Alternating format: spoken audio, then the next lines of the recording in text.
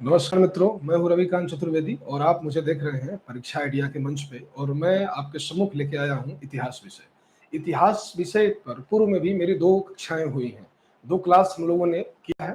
और उन दोनों क्लास में मैंने इतिहास की वर्तमान एग्जाम के परिप्रेक्ष्य में जो भूमिका है उसको मैंने प्रदर्शित करने का प्रयास किया। देन मैंने बताया कि हमारे पाठ्यक्रम में कौन कौन सी चीजें शामिल हैं। फिर आज का जो विषय है यह है कि हम, जैसे मैंने बताया था अपने शुरुआती क्लास में ही, कि भारतीय इतिहास को क्रमबद्ध रूप से और एक व्यवस्थित ढंग से अध्ययन करने के लिए उसे 3 भागों में बांटा गया: प्राचीन इतिहास, मध्यकालीन इतिहास और आधुनिक इतिहास। तो हमारी शुरुआत प्राचीन इतिहास से होगी, जिसके प्रथम चैप्टर को आप जानते हैं कि हम जानते हैं प्राचीन इतिहास जानने के स्रोत के रूप में, कि आखिर कोई भी इतिहास बनता है तो आखिर उसका स्रोत क्या है। वहां से भी बहुत सारे सवाल होते हैं प्रारंभिक परीक्षा में भी, और जो पैटर्न बदला, अभी तो बदल गया, यहाँ पे आज कला और संस्कृति मुख्य परीक्षा में शामिल है। उसके पहले जो सामाजिक राजनीतिक इतिहास था वहां पर भी यहाँ से प्रश्न उठते रहे हैं। तो हम दोनों बिंदुओं पे, चूंकि हमारी जो क्लास है वो पीटी कम मेंस की क्लास है, तो इसमें पीटी और मुख्य परीक्षा दोनों ही तथ्यों को हम शामिल करते हैं। वर्तमान में शुरुआत में हम जो प्रारंभिक परीक्षा के हिसाब से जो महत्वपूर्ण तथ्य हैं उन्हीं पे मैं जोर देने का प्रयास करूंगा। देखिए, इस प्रयास में सबसे पहले मैं आपको बताना चाहूंगा कि प्राचीन भारतीय इतिहास जानने के जो स्रोत होते हैं वो कौन कौन से हैं। एक पीछे मेरे एक छोटा सा डायग्राम आपको दिख रहा होगा। इस डायग्राम में आपको बताया गया है कि ऐतिहासिक जो स्रोत होते हैं वो क्या है, यानी कि इतिहास के स्रोत कौन कौन से हैं या किन किन स्रोतों के मार्फत हम इतिहास का अध्ययन करते हैं। ठीक है, तो सबसे पहली चीज, ठीक है, ऐतिहासिक जो स्रोत है वो क्या है। ठीक, पहला चीज ऐतिहासिक स्रोत, यानी कि इतिहास को समझने में, जानने में, उसको आत्मसात करने में जो हमारी सहायता करते हैं, यानी जहां से मूल इतिहास का निर्माण होता है। यानी इतिहास ऐसा नहीं है कि सिर्फ बैटल जो लड़े गए हैं या जो लड़ी गई लड़ाइयां हैं उन्हीं का अध्ययन है। इस चैप्टर में जब हम प्रवेश करेंगे तो हमें पता लगेगा कि तत्कालीन जो अतीत की जो घटनाएं हैं उसमें, अतीत काल में जिस कालखंड का हम अध्ययन कर रहे होते हैं उस कालखंड की सामाजिक, आर्थिक, राजनीतिक और सांस्कृतिक स्थितियों का जो दर्शन होता है, जो अर्थव्यवस्था के अध्ययन होता है, वो संपूर्ण मिलकर इतिहास का अध्ययन करा रहा होता है। लेकिन उस सामाजिक, आर्थिक, राजनीतिक या आर्थिक परिदृश्य की जो हमें तथ्य मिलते हैं वो तथ्य आखिर आते कहां से हैं, तो वो कुछ एक तथ्य आते हैं कहां से, तो हम देखेंगे कि कुछ तथ्य साहित्यिक साक्ष्यों से लिए जाते हैं, कुछ तथ्य पुरातात्विक साक्ष्यों से लिए गए हैं, कुछ तथ्य विदेशी यात्रियों के वृतांत से लिए गए हैं, और कुछ एक तथ्य जो आजादी के बाद हमारे सम्मुख लाए गए वो प्राचीन भारत के इतिहास के जो आधुनिक लेखक थे उनके जो अनुसंधान हैं उनको भी इसमें शामिल कर लिया जाता है। यानी सवाल यहां पर यह उठता है कि आखिर साहित्यिक साक्ष्य अगर है तो क्या है, पुरातात्विक साक्ष्य है तो उनमें किन किन तत्वों को शामिल करते हैं। उसके बाद विदेशी यात्री के जो वृतांत हैं उसके अंतर्गत किन किन विदेशी यात्रियों पे हम प्रकाश डालते हैं, क्योंकि भारत देश, जो भारत की सीमा है 32,87,263 वर्ग किलोमीटर, इस भूमि को जब हम छोड़ते हैं तो हमारे लिए प्रत्येक भूमि क्या होती है, विदेशी भूमि होती है। लेकिन सबका नहीं, उसमें कुछ एक ही है, जैसे यूनानी, चीनी, अरबी, इनके ही वृतांत जो कि प्राचीन भारत से जुड़े रहे या प्राचीन भारत में जिनका समयानुसार आगमन होता रहा, और उनके द्वारा जो वृतांत, जो तथ्य लिखे गए या दिए गए, उन्हीं पे हम विशेष बात करेंगे। ठीक है, तो देखिए, इस क्रम में सबसे पहले यह हम समझना शुरू करते हैं कि आखिर साहित्यिक साक्ष्य क्या होता है। इनको इस चैप्टर में हम मूल रूप से इन्हीं बिंदुओं के इर्द गिर्द घूमेंगे या इन्हीं पे हम, इन्हीं की सहायता से अन्य तथ्यों को समझने का प्रयास करेंगे।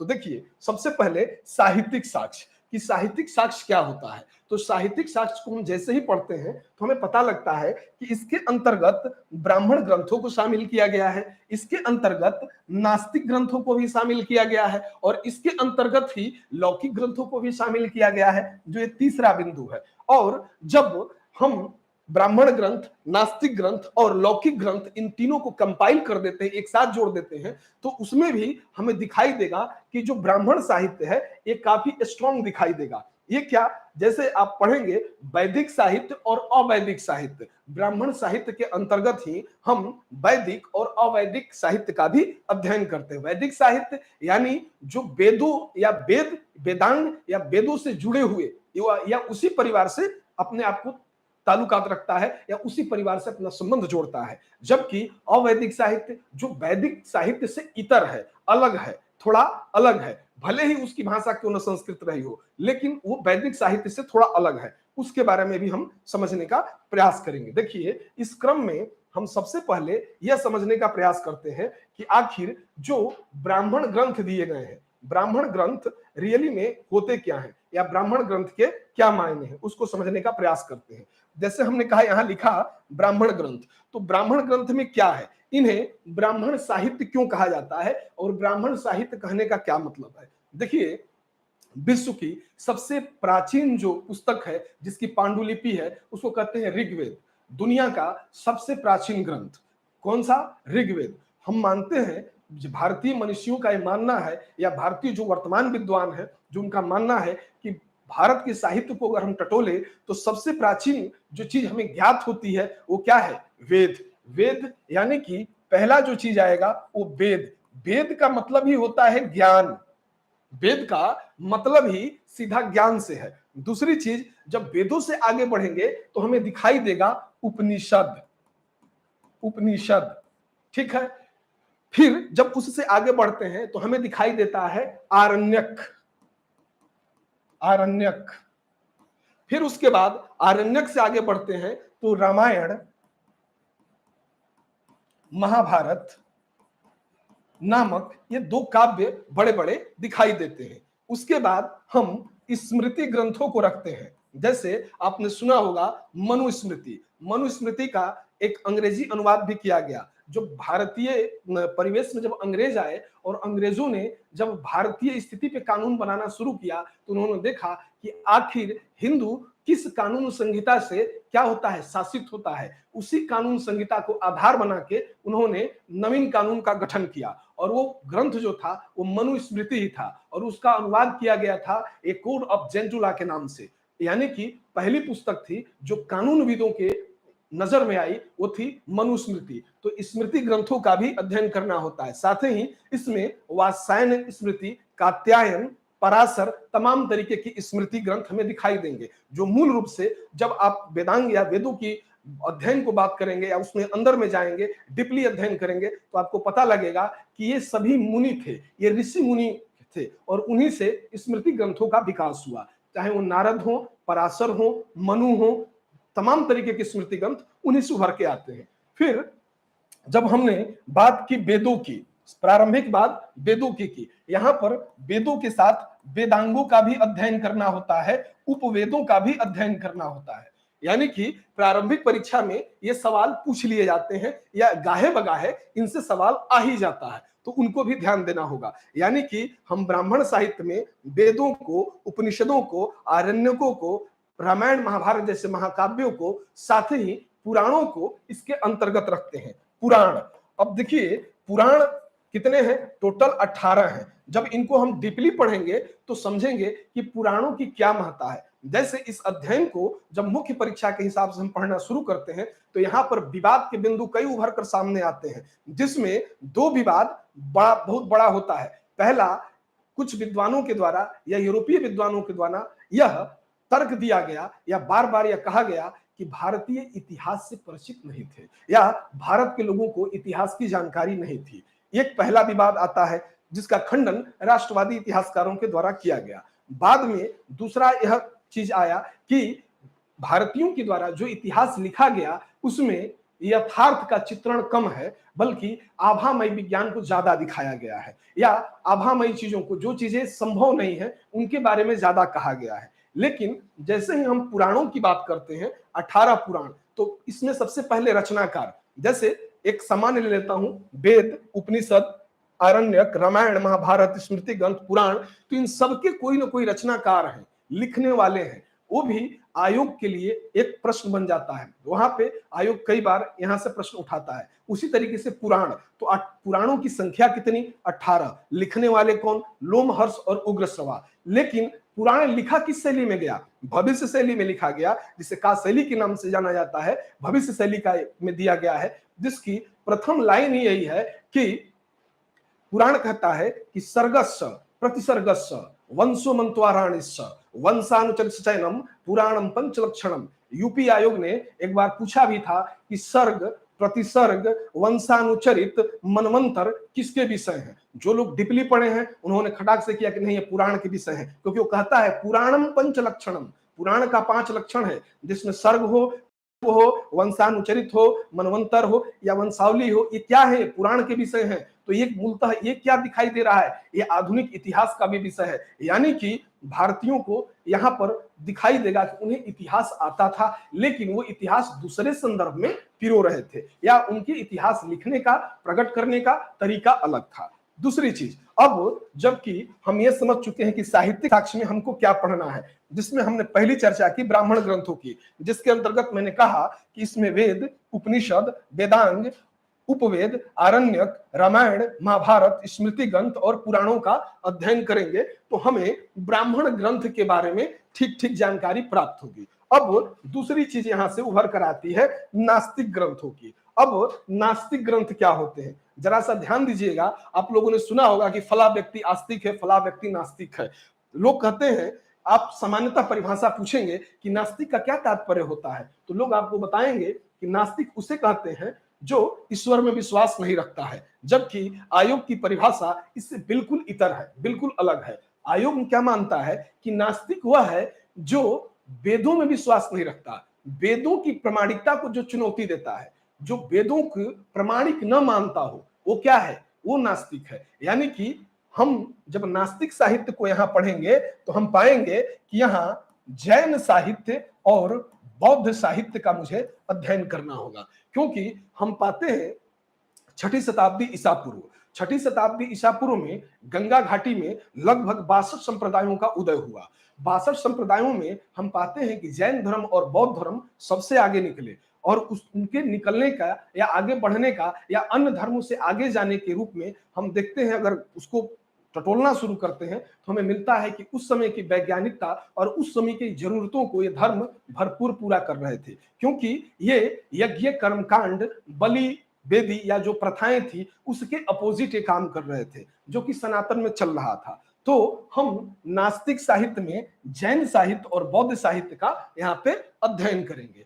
तीसरा आता है लौकिक ग्रंथ, कि लौकिक ग्रंथ क्या होता है, यानी कि जो वैसे ग्रंथ जो कि राज्य, साम्राज्य या राजाओं या महाराजाओं के नियंत्रण में या स्वतंत्र स्थिति बनाकर लिखे गए, जैसे कहें मुद्रा राक्षस, जैसे अर्थशास्त्र, जैसे हर्षचरित, जैसे कह सकते हैं राजतरंगिणी। यानी कि ऐसे ऐतिहासिक ग्रंथ या ऐसे ग्रंथ जो कि काल विशेष या काल परिस्थिति में जाकर उस काल विशेष की जानकारी हमें देते हुए प्रकट होते हैं या दिखाई देते हैं। देखिए, अब यहाँ पर हम लौकिक ग्रंथों में कई ग्रंथों को शामिल करेंगे, साथ ही उनके बारे में डिटेल से भी समझने का प्रयास करेंगे। फिलहाल यहाँ पर हम थोड़ी सी चर्चा करेंगे आपको, ताकि आप समझ जाएं कि लौकिक ग्रंथ में आते कौन है। तो लौकिक ग्रंथ में मैंने कहा अर्थशास्त्र, मैंने कहा मुद्रा राक्षस, ठीक है, अर्थशास्त्र हो गया, मुद्रा राक्षस हो गया, राज तरंगिणी, राज तरंगिणी एक कहीं ना कहीं ये ऐतिहासिक महत्व को अपने अंदर समेटे हुए है।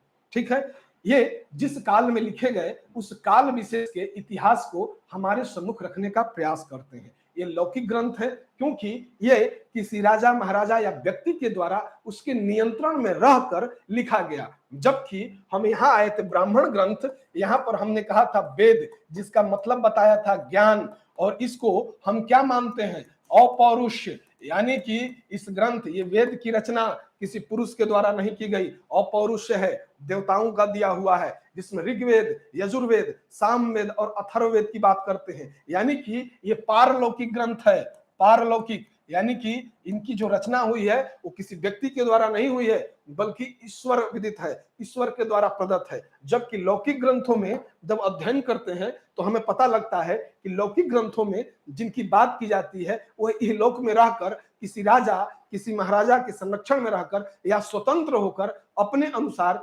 स्थिति और स्थिति का अवलोकन करते हुए जो तथ्य दिए गए हैं वो इनके अंतर्गत शामिल किया गया है। अब देखिए, अर्थशास्त्र की मैंने बात की, तो जैसे ही अर्थशास्त्र की बात करूंगा तो आपके दिमाग में एक नाम अनायास चलने लगता है, जिसे चाणक्य कहते हैं, कौटिल्य जिन्हें कहते हैं, जिन्हें विष्णुगुप्त कहते हैं, उन्हीं के द्वारा लिखी हुई पुस्तक 15 अधिकरण 180 प्रकरण। किस काल का इतिहास? तो मौर्य काल का इतिहास। मौर्य काल के सामाजिक, आर्थिक, राजनीतिक स्थिति का अगर भली भांति ज्ञान करना हो तो हमें यह ग्रंथ दिखाई देगी।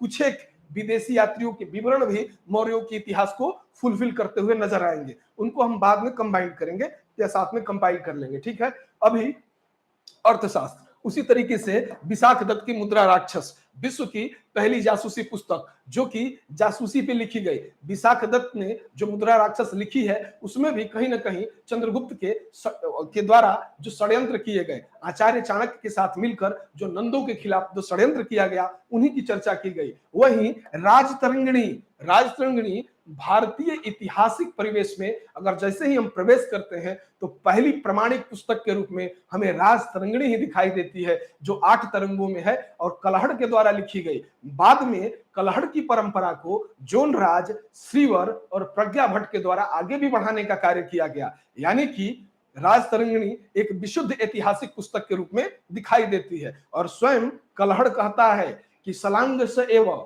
विद्वान राग द्वेष बहिष्कृता भूतार्थ कथने यश अस्तेय सरस्वती, अर्थात वही विद्वान तारीफ के काबिल है जो राग द्वेष से मुक्त होकर एक ग्रंथ की रचना करता है। कहने का तात्पर्य यह है कि जो लौकिक ग्रंथ है ये भी कहीं ना कहीं हमारे ऐतिहासिक दृष्टिकोण को लेकर काफी सचेत है और काफी कुछ जानकारियां इनसे हमें मिलती है। इसीलिए हम क्या करते हैं, इन्हें लौकिक ग्रंथों को भी हम ऐतिहासिक सामग्री में शामिल करते हैं या कर लेते हैं। अब जब साहित्यिक साक्ष्य की बात हो गई तो उसके बाद हम आते हैं अपने दूसरे बिंदु पर, यानी कि हम आ जाएंगे पुरातात्विक साक्ष्य के ऊपर। तो पुरातात्विक साक्ष्य क्या होता है? पुरातत्व, आप लोगों ने नाम तो खूब सुना होगा पुरातत्व का, जैसे कि मिट्टी की खुदाई की गई ऊर्ध्वाधर या क्षैतिज रूप से, और खुदाई के बाद हमें पता चलता है कि किसी कालखंड विशेष की कुछ चीजें हैं जो इसमें दफन है। उन्हीं के आधार पर जो चीजें हम उद्धृत करते हैं और सबके सम्मुख लाते हैं वो कहीं ना कहीं पुरातत्व का विषय है। पुरातत्व में हम मूल रूप से शामिल करते हैं अभिलेखों को, शामिल करते हैं मुद्रा को, शामिल करते हैं स्मारक और भवनों को। अब जबकि बात अभिलेखों की कर रहे हैं, यहां से हम अपने विषय में प्रवेश करना आरंभ करते हैं, क्योंकि यहां से हम डिटेल में समझना शुरू करेंगे कि आखिर अभिलेख क्या होते हैं, मुद्रा क्या होती है, या मुद्रा शास्त्र का अध्ययन किस तरीके से किया जाता है, फिर स्मारक या भवन क्या होते हैं, या ये कैसे सहायक हैं हमारे इतिहास को जानने में या समझने में। इस चीज को हम समझेंगे कि आखिर ये किस तरीके से सहायता करते हैं, यानी कि अभिलेखों के क्या मायने हैं और कौन कौन से ऐसे अभिलेख हैं। भारत में अभिलेखों की परंपरा किसने प्रारंभ की? भारत में सबसे पहले या सबसे प्राचीन जो अभिलेख है वो किस रूप में दर्ज है? साथ ही मुद्रा शास्त्र का अध्ययन क्या कहलाता है? किन शासकों ने किन धातुओं के और किन किन धातुओं की मुद्राएं भारत में प्रचलित की गई? भारत मुद्रा का आरंभ कब से कराता है, या इतिहास में कब से दर्ज है कि भारतीय लोग मुद्राओं से परिचित थे? फिर स्मारक और भवनों की बात करेंगे। उसके बाद इसी चैप्टर में हम बात करेंगे विदेशी यात्री वृतांत। विदेशी यात्री वृतांत, जब विदेशी यात्री पढ़ेंगे तो यहाँ पर हम सबसे पहले यूनानी इतिहासकारों के बारे में बात करेंगे। जब इसका आरंभ करेंगे तो यूनान यानी कि सिकंदर के समय जो इतिहासकार आए और सिकंदर के बाद जो आए, उनको दो भागों में बांटकर हम यूनानी इतिहास लेखकों की चर्चा करेंगे। दूसरा चीनी इतिहास, यहाँ फाहियान, वेनसांग, इतिसिंग, इनकी चर्चा करेंगे कि चीनी इतिहासकार किस तरीके से भारतीय पृष्ठभूमि से प्रभावित थे और उन्होंने भारत में आकर सीयू की, अगर वेनसांग ने लिखा सीयू की जिसमें 138 देशों का विवरण है, साथ ही भारत का भी जो विवरण दिया गया है वो विवरण किस तरीके का है, क्या है वो विवरण, क्या कहता है यात्रियों का राजकुमार, जिसे हम वेनसांग कहते हैं, वो आखिर यात्रियों का राजकुमार भारत के संदर्भ में क्या कहता है, फाहियान क्या कहता है, या मातुआलिन क्या कहता है, या इतिसिंग क्या कहता है। यानी कि हम बात करेंगे सी यू की जो कि वेनसांग के द्वारा लिखी गई फो यू क्यू, ये फाहियान के जो द्वारा लिखी गई, उसमें उन पुस्तकों में जो भारतीय तत्कालीन अतीत की घटनाओं में जिन सामाजिक, आर्थिक, राजनीतिक व्यवस्था या जिस कालखंड की चर्चा की गई है उसमें कितनी सच्चाई है और पुरातत्व से वो कैसे जुड़ता है, उसके बारे में समझने का प्रयास करेंगे। अब फिर बचता है अरबी यात्री। अरबी यात्रियों में हम बात करेंगे सबसे पहले तहकीक हिंद की, यानी कि अल बरूनी की, यानी कि प्रथम मुस्लिम जो कि भारतीय धार्मिक ग्रंथों से काफी प्रभावित दिखाई देता है, वेद और व्याकरण साथ ही ज्योतिष का एक बहुत ही अच्छा जानकार है अल बरूनी, और कैसे वो भारतीय तथ्यों से प्रभावित, भारतीय ज्ञान से प्रभावित होकर जो पुस्तक उसने लिखी तहकीक हिंद, और उसमें जो भारतीय परिवेश का जो वर्णन किया गया है वो किस तरीके से भारतीय इतिहास में सहायक है, उसको समझने का हम प्रयास करेंगे। फिर प्राचीन भारत के आधुनिक लेखक, यहाँ पे हमें मूल रूप से दृष्टिकोण को समझना होता है कि राष्ट्रवादी दृष्टिकोण है क्या है, यूरोपीय विद्वान जो आंग्ल प्राच्य विद्वान थे उनके दृष्टिकोण क्या है, साथ ही जो भारत जब आजाद हुआ तो जो राष्ट्रवादी इतिहास का जो क्रम आया, जो उसमें तो राष्ट्रवादी इतिहासकारों के अपने क्या सूझबूझ है इतिहास को लेके, सरा उसको भी हम लोग समझने का प्रयास करेंगे। तो आइए सबसे पहले हम लोग देर न करते हुए सबसे पहले आ जाते हैं पुरातात्विक साक्ष्य पे, और पुरातात्विक साक्ष्य में भी सबसे जो पहली मैं बात करूंगा, जो सबसे पहली बात होगी वो होगी अभिलेखों की। तो हम सीधा आते हैं पुरातात्विक साक्ष्य पे। जब पुरातात्विक साक्ष्य पे आते हैं तो देखिए पुरातत्व होता क्या है। तो हम लोगों ने जाना है कि पुरातात्विक स्रोतों के अंतर्गत हम महत्वपूर्ण स्रोत के रूप में अभिलेखों को सबसे पहले रखते हैं। ये अभिलेख होते क्या हैं, तो हम जानेंगे कि अभिलेख हैं क्या, अभिलेख मूलतः किसके द्वारा जारी किए गए, अभिलेख का क्या मायने होता है, या भारत का जो सबसे पहला अभिलेख था वो कौन सा था, उसको समझने का प्रयास करेंगे। देखिए पुरातात्विक स्रोत के अंतर्गत सर्वाधिक महत्वपूर्ण स्रोत के रूप में अभिलेख हैं, और प्राचीन भारत के अधिकतर जो अभिलेख हैं वो कहीं न कहीं पाषाण शिलाओं पर, स्तंभों पर, ताम्र पत्रों पर या दीवारों पर या उनकी प्रतिमाओं पर उत्कीर्णित दिखाई देते हैं। यानी कि ये स्रोत कई रूप में देखे जा सकते हैं, यानी कि ये पाषाण शिलाओं पर भी हैं, स्तंभों पर भी हैं, ताम्र पत्रों पर भी हैं, उनकी दीवारों पर भी किया गया है, या प्रतिमाओं पर भी कुछ एक जगह अभिलेखों का अंकन किया गया है। तो ये अंकन की स्थान है कि अभिलेख कहां कहां खुदे हुए दिखाई देते हैं। तो हमने कहा कि पाषाण शिला पर, जैसे मैं पहली बात कर लेता हूं अभिलेख की, तो ये अभिलेख हो गया, ठीक है। तो सबसे पहली चीज अभिलेख, तो अभिलेख का जब हम ज्ञान लेना शुरू करेंगे तो हमें यह दिखाई देगा कि भारत में जो सबसे प्राचीन अभिलेख है वो बोगासकोई अभिलेख है। बोगासकोई अभिलेख एशिया माइनर से मिला है, लगभग 1400 ईस्वी पूर्व का अभिलेख, भारत का सबसे प्राचीन अभिलेख। तो सबसे प्राचीन अभिलेख के रूप में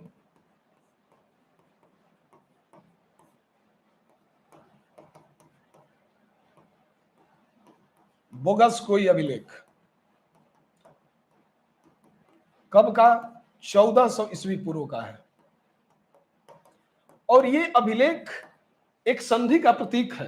हितानी और मितानी ये दो समुदाय थे, उनमें एक संधि का प्रतीक के रूप में यह अभिलेख है, जिसमें 4-5 भारतीय देवताओं का जिक्र किया गया। इस अभिलेख में जिन भारतीय देवताओं का जिक्र किया गया उसमें इंद्र हैं, मित्र हैं, वरुण हैं और नाशत्य हैं। ये 4 देवता हैं जो वैदिक देवता हैं। जब हम वैदिक काल पढ़ेंगे तो इन देवताओं का बार बार जिक्र आएगा, बार बार इनकी बात की जाएगी, तो आप इनकी महत्ता को समझेंगे। तो हम पाते हैं कि जो भारत का सबसे प्राचीन अभिलेख है वो बोगासकोई अभिलेख है, जो 1400 ईस्वी पूर्व का है। इंद्र, मित्र, वरुण और नासत्य जैसे देवताओं का जिक्र किया गया। लेकिन अगर सही मायने में देखें कि भारत में अभिलेखों का आरंभ कहां से होता है या भारत में अभिलेखों की शुरुआत किसने की, तो हम पाएंगे कि लगभग 300 ईस्वी पूर्व के आसपास एक शासक हुआ जिसका नाम था अशोक। जिसे हम इतिहास में सम्राट अशोक के नाम से जानते हैं, जो कि अपने लोक कल्याणकारी कार्यों के लिए जनता में काफी फेमस है। आज भी बिहार की सरकार अपने पंचायत या जिला में एक अशोक भवन बनवा के रखती है। ये सम्मान है अशोक का आज भी। तो अशोक के द्वारा अभिलेख लिखाए गए और अशोक के द्वारा ये अवधारणा सबसे पहले भारत में लाई गई कि अभिलेखों के माध्यम से अपने जनता को संबोधित करना। और इस क्रम में अशोक के लगभग 14 अभिलेख दिखाई देते हैं, जिसमें वो कहता हुआ दिखाई देगा कि सभी मनुष्य मेरी संतान है, पशुओं और मानवों की चिकित्सा की उचित व्यवस्था की जाए, धर्म महामात्रा की नियुक्ति की जाए, प्रत्येक 5 वर्ष पे रज्जुकों को आदेश दिया जाता है कि वो भ्रमण करें।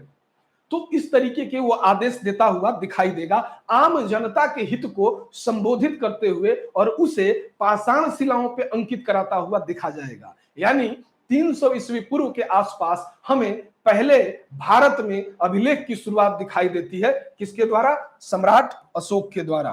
कब? 300 ईस्वी पूर्व अशोक द्वारा अभिलेखों का आरंभ मिलता है। ठीक है, ये बातें आगे भी होंगी। यहां पर मूल रूप से समझेंगे कि अभिलेख, फिर सिक्के, फिर स्मारक, भवन, मूर्तियां और चित्रकलाएं जो कि पुरातात्विक स्रोत के हिस्से हैं, इनको एक एक करके हम समझना शुरू करेंगे। इस क्रम में हम आ जाते हैं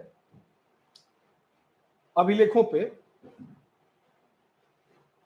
देखिए, यहां लिखा भी मिलेगा आपको कि अभिलेख है क्या। तो मैंने कहा, यहां लिखा है कि पुरातात्विक स्रोतों के अंतर्गत सर्वाधिक महत्वपूर्ण है। ये क्या है? सर्वाधिक महत्वपूर्ण स्रोत के रूप में कौन से हैं? अभिलेख ही हैं, जो सर्वाधिक महत्वपूर्ण स्रोत के रूप में दिखाई देते हैं।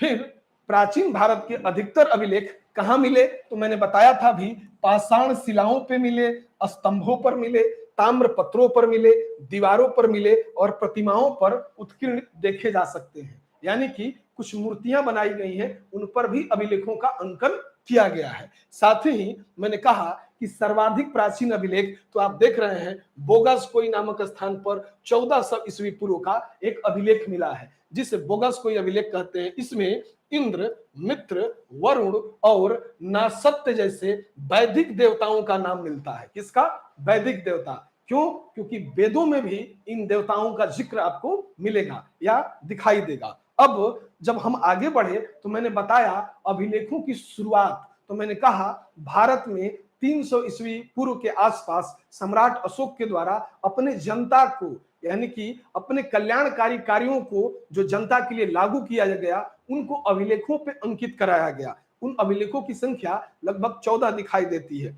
ये एक मोटा मोटी अनुमान है, लेकिन उसके अलावा कई लघु अभिलेख हैं, कई पृथक शिलालेख हैं, उनकी गिनती इसमें नहीं की जा रही है। उनको हम बाद में जब अशोक को पढ़ेंगे उस समय इसकी चर्चा करेंगे। प्रारंभ में हम देखते हैं कि अशोक पहला व्यक्ति है जो कि भारत में अभिलेखों का अंकन शुरू कराता है। लेकिन इसकी शुरुआत भी अशोक के द्वारा ऐसे नहीं थी कि स्वतः स्फूर्त थी। भारत में उसके पूर्व हम देखते हैं कि पंजाब के क्षेत्र में डेरियस यानी कि दारा प्रथम के द्वारा पहले ही कुछ अभिलेखों का अंकन कराया गया था। उन्हीं अभिलेखों को आधार मानकर अशोक ने अपने अभिलेखों का अंकन कराया। लेकिन उनके अभिलेखों से अशोक के जो अभिलेख बने हुए हैं उनमें काफी अंतर है। जब ये हम तब समझेंगे जब अभिलेखों को पढ़ेंगे, कला संस्कृति यानी कि मुख्य परीक्षा में उसके अंतर्गत ये समझने का प्रयास करेंगे कि आखिर जो यूनानी अभिलेख हैं और भारतीय अभिलेख हैं उन दोनों में क्या मूलतः अंतर है या उनके अंतर के बिंदु कौन कौन से दिखाई देते हैं।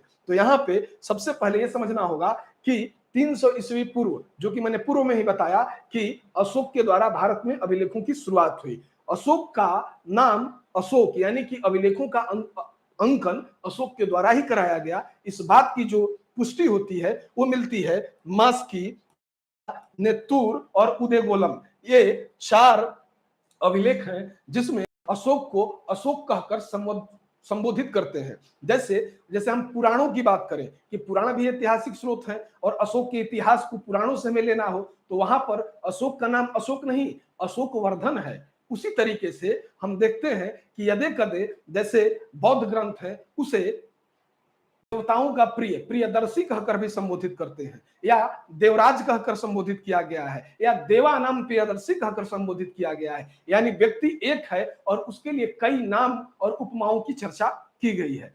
थोड़ी सी भ्रम की स्थिति लाता है। उसी को हम पुरातात्विक स्रोत, साहित्यिक स्रोत और विदेशी यात्रियों के विवरण और वर्तमान में जो शोध हुए हैं, इन सबको जब कंपाइल कर कर एक साथ देखते हैं और इन चारों ही कसौटियों पर जो तथ्य खरा उतरता है वही इतिहास का विषय है। चूंकि इतिहास जो होता है वो सिर्फ होता नहीं है, कथा कहानी नहीं होता है, बल्कि इतिहास प्रमाणिकता की बैसाखी पर बैठा होता है। प्रमाण की बैसाखी पर जो तथ्य बैठ कर आता है वही इतिहास है। अगर जो तथ्य प्रमाण के साथ उपस्थित नहीं है वो कथा या किदवंती हो सकता है, वह इतिहास नहीं हो सकता है। तो इतिहास होने के लिए भी एक क्राइटेरिया की जरूरत पड़ती है। दूसरी चीज, अब हम आगे बढ़ते हैं तो हमें पता लगता है कि अशोक के नाम का स्पष्ट उल्लेख किया गया। वो चार अभिलेख कौन थे? मास्की, गुर्जरा, नेत्तुर और उदयगोलम। अशोक ने ही अभिलेखों की परंपरा भारत में शुरू कराई। मैंने कब बताया?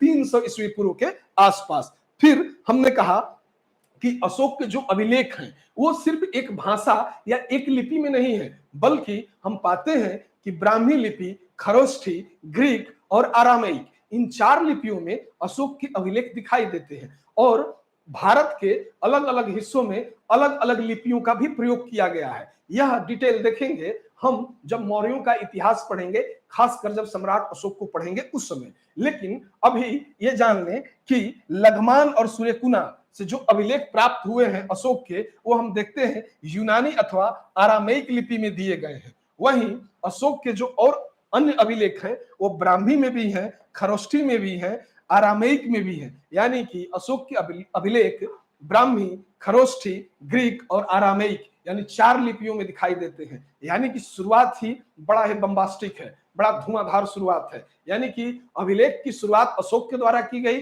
और अशोक ने एक नहीं, दो नहीं, बल्कि चार चार लिपियों में क्या किया? अभिलेखों का अंकन शुरू कराया। अब जब इससे आगे बढ़ते हैं तो हमें यह पता लगता है कि आखिर अभिलेख तो मिले, लेकिन भारत में अगर यह जानना हो कि सर्वाधिक अभिलेख कहां से मिले हैं, एक कोई पर्टिकुलर जगह, तो वो जगह है मैसूर, जहां से भारत में सर्वाधिक अभिलेखों की प्राप्ति होती है। तो हम यहाँ पे मैसूर को ले सकते हैं कि सबसे ज्यादा अभिलेख कहां से मिले हैं? मैसूर से लिए गए हैं। ये बार बार पीटी परीक्षा में पूछा जाता रहा है और लोगों के लिए सिरदर्दी का कारण रहा है। शुरुआत में कहा कि अशोक के द्वारा अभिलेखों की शुरुआत कराई गई। अगर अशोक ने शुरुआत कराया तो अशोक के अभिलेखों को अशोक से जोड़ने वाला एक व्यक्ति भी होगा। एक व्यक्ति, एक विद्वान आते हैं 1837 में, नाम है जेम्स प्रिंसेप। उन्होंने अशोक के अभिलेखों को पढ़ा और बताया कि ये सम्राट अशोक के द्वारा संबोधन किया गया है आम जनता के लिए, या सम्राट अशोक के अभिलेख हैं जो आम जन के कल्याण के लिए या उनके कार्यों को संपादित करने के लिए बनवाए गए।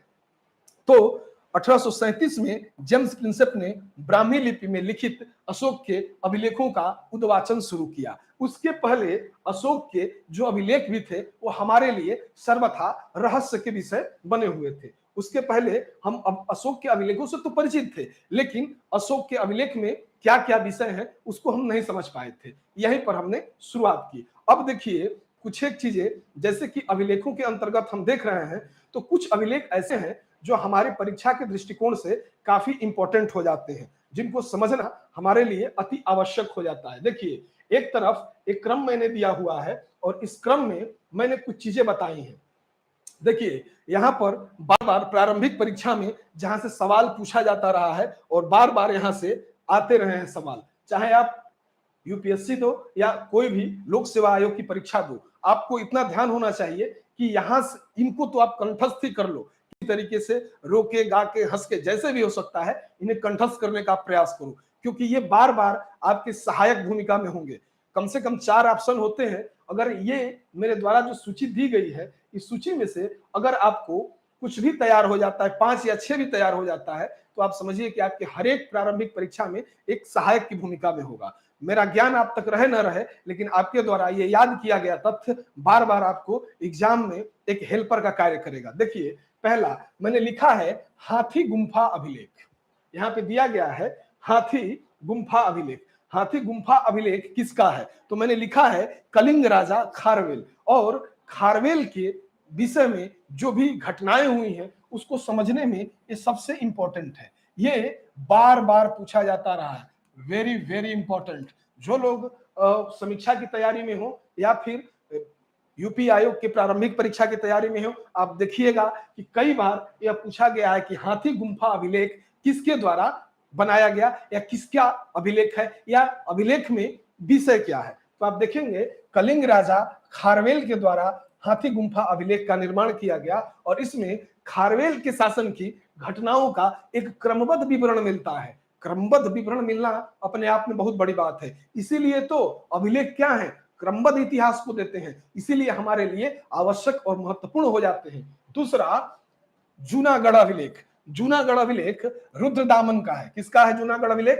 रुद्रदामन का। तो जूनागढ़ अभिलेख में हम पाते हैं कि रुद्रदामन की विजयों का, उसके व्यक्तित्व और कृतियों का एक महत्वपूर्ण लेखा जोखा तैयार करके दिया गया है। किसमें? जूनागढ़ अभिलेख में। और मजे की बात यह है कि भारत का प्रथम संस्कृत अभिलेख है, प्रथम संस्कृत अभिलेख। इसकी भाषा संस्कृत है और संस्कृत में संबोधित किया गया है, ध्यान रखिएगा।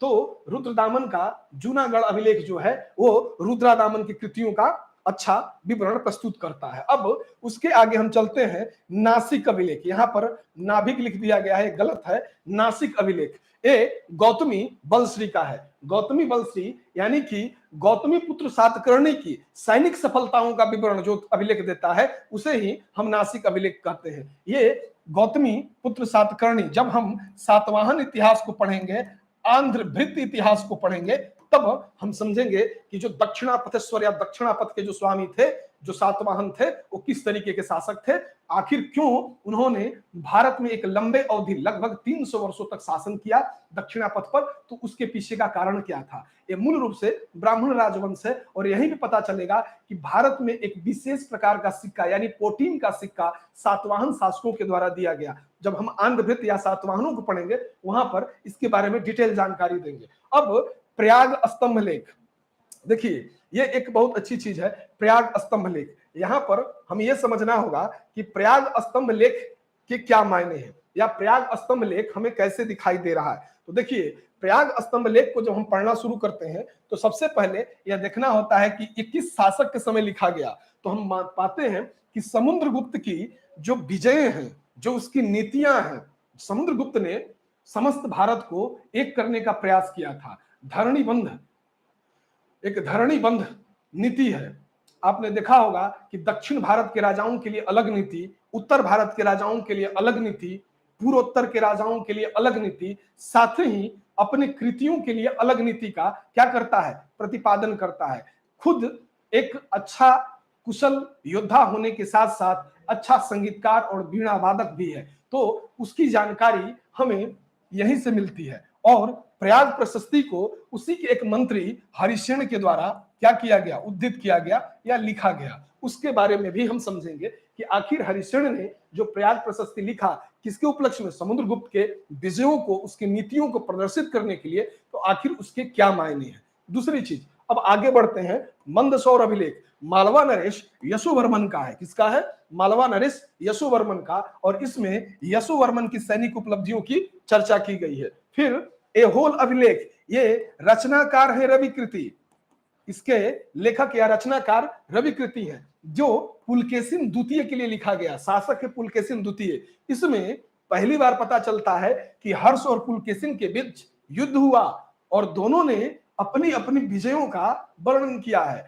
हर्ष कहता है कि मैं विजेता और पुलकेशिन द्वितीय कहता है कि मैं विजेता, यानी दोनों ही पक्षों ने अपने अपने विजयों की बात की है। जैसा कि जब हम बाण भट्ट को पढ़ेंगे तो हर्ष से संबंधित तमाम विवरण आएंगे, उसी तरीके से एहोल अभिलेख जो कि रविकृति के द्वारा लिखा गया और किसके सम्मान में, पुलकेशिन द्वितीय के सम्मान में, वहां पर पुलकेशिन द्वितीय का क्या वो महिमा मंडन करते हुए नजर आएंगे। रियलिटी क्या है उस विषय में जब हम चलेंगे, प्रवेश करेंगे, तो वहां चलकर प्राप्त करेंगे। अभी हमारा विषय सिर्फ अभिलेखों को जानना है, यानी कि एहोल अभिलेख किसका, पुलकेशिन द्वितीय का। हर्ष और पुलकेशिन द्वितीय के युद्ध का विवरण, नर्मदा के किनारे ये युद्ध लड़ा गया। अब ग्वालियर अभिलेख, ग्वालियर अभिलेख किसका, प्रतिहार नरेश भोज, प्रतिहार नरेश भोज के द्वारा एक ग्वालियर अभिलेख लिखवाया गया। इसमें गुर्जर प्रतिहार शासकों के बारे में हमें विस्तृत जानकारी मिलती है। बहुत ज्यादा इंपॉर्टेंट हो जाता है ये कई बार पूछा गया है कि आखिर ग्वालियर अभिलेख किसका है, यानी कि भोज नरेश के द्वारा अपनी कृतियों का, अपने विषय में और गुर्जर राजवंश के विषय में जो उन्होंने जानकारी दी है इस अभिलेख में, वो काफी स्मरणीय है। तीसरी अगली बात, भितरी या जूनागढ़ अभिलेख, ये स्कंदगुप्त का है। भितरी या जूनागढ़ अभिलेख, इस अभिलेख में स्कंदगुप्त के जीवन की अनेक जो महत्वपूर्ण घटनाएं हैं उनकी उस पर चर्चा की गई है। साथ ही हम पाएंगे कि भितरी स्तंभ या जूनागढ़ अभिलेख में स्कंदगुप्त ने कुछ गुप्त साम्राज्य में होने वाली घटनाओं का भी वर्णन किया है। अब आगे पढ़ते हैं, देवपाड़ा अभिलेख। बंगाल शासक विजय सेन ने देवपाड़ा अभिलेख की रचना की, जिसमें बंगाल यानी कि क्षेत्रीय इतिहास को जब पढ़ते हैं तो सेन शासकों के बारे में जब जानना होता है तो हम देवपाड़ा अभिलेख यानी कि जो विजय सेन के द्वारा लिखाया गया उसके बारे में या उसके ऊपर हम निर्भर होकर चलते हैं, ताकि यहाँ के बारे में यानी कि सेन राजवंश के बारे में हमें ठीक ठीक जानकारी प्राप्त हो सके। इस तरीके से मित्रों आपने देखा कि लगभग ये 6-7 अभिलेख हैं जो कि बड़े ही महत्वपूर्ण हैं परीक्षा के लिहाज से। ठीक है, अब हम आगे बढ़ना शुरू करते हैं जहां हमारा विषय था, यानी कि हम आ जाते हैं अपने मूल विषय पे जहां से हमारी शुरुआत हुई थी। यानी कि हम देख रहे थे कि क्या होते हैं पुरातात्विक साक्ष्य, जिसमें पुरातात्विक साक्ष्य में हम सबसे पहले अभिलेखों को पढ़ रहे थे। अब अभिलेखों को खत्म करने के बाद अब हम आएंगे किस पर, आ जाते हैं मुद्रा पर, यानी कि सिक्कों का अध्ययन, यानी कि मुद्रा का अध्ययन। इसको हम समझने का प्रयास करते हैं कि आखिर मुद्रा या सिक्के क्या होते हैं। देखिए, सिक्के के अध्ययन को सामान्यतः मुद्रा शास्त्र कहा गया है।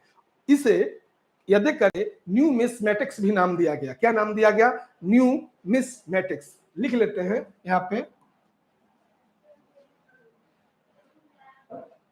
एक कई बार पूछता है, इसका ध्यान रखिएगा आप लोग, ये कई बार पूछता है कि सिक्कों का अध्ययन क्या कहलाता है।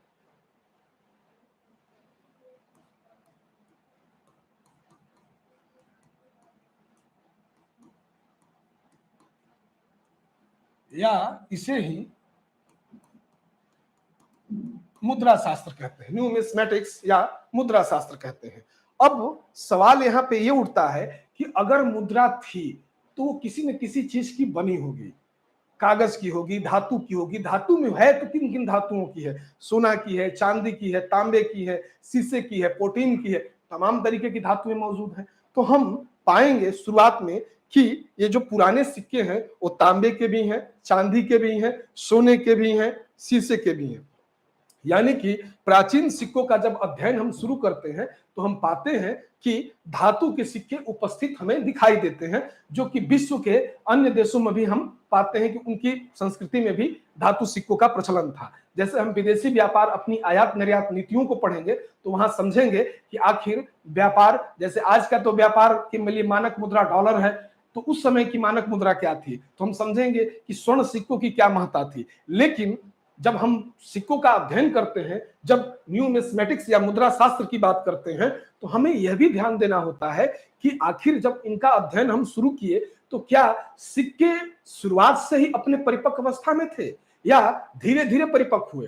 तो हम पाएंगे कि पकाई गई मिट्टी के बने सिक्कों से या उनको सांचे में ढालकर ईसा की आरंभिक तिथियों में उनका शुरुआत किया गया। यानी ईसा की आरंभिक तिथियों में हम जाते हैं तो देखते हैं पकाई गई मिट्टी के सिक्के हैं। वहीं आईवीसी इंडस वैली सिविलाइजेशन का जब अध्ययन करते हैं तो हम पाते हैं कि सेल खड़ी की मुद्राएं हैं, यानी कि धातु मुद्रा तो मौजूद है लेकिन उसके अलावा मिट्टी की मुद्राएं हैं, कौड़ियों का निर्माण है या आहत सिक्कों की बात की जाएगी। तो शुरुआती दौर में जो ये आरंभिक सिक्के थे, यानी कि सिक्का या मुद्रा हमेशा से अपने परिपक्व अवस्था में नहीं था, बल्कि यह भी अपने बाल्यावस्था में था और धीरे धीरे इसने अपने युवावस्था को प्राप्त किया होगा। यानी कि सिक्के शुरुआत में मिट्टी के बनाए गए, सेलखड़ी के बनाए गए और बाद में इसने धातु रूप लिया और धातु रूप से ये मॉडिफाइड होता हुआ एक कागज की मुद्रा के रूप में आज हमें दिखाई देता है। तो देखिए, सिक्कों का अध्ययन, जब हम सिक्कों का अध्ययन करते हैं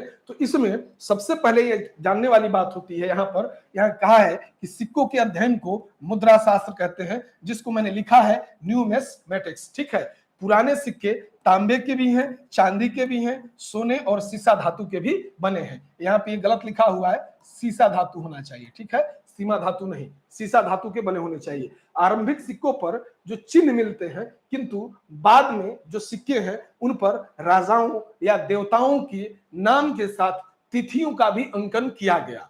तो ये बदलाव, शुरुआत में मैंने क्या कहा, सेलखड़ी के सिक्के, मिट्टी के बने सिक्के, धीरे धीरे धातु सिक्के, और अब फिर मॉडिफिकेशन हो रहा है कि सिक्के धातु के तो बने, उस पर किसी देवता का अंकन है, किसी विशेष चिन्ह का अंकन है, साथ ही तिथि का भी अंकन है कि यह सिक्का कब किस शासक के द्वारा जारी किया गया, इस बात की भी सूचना हमें मिलती है। अब जब इतनी सारी आ गई चीजें, तो यानी कि सिक्का क्या हो गया, अपने बेहतरीन फॉर्म में आ गया। अब जब हम आगे बढ़ते हैं तो हम पाते हैं कि जब सिक्कों का अध्ययन शुरू करते हैं तो एक बार बार परीक्षा में पूछा जाने वाला टर्म है कि आहत मुद्रा क्या है, या पंचमार्क सिक्के किसको कहा जाता है।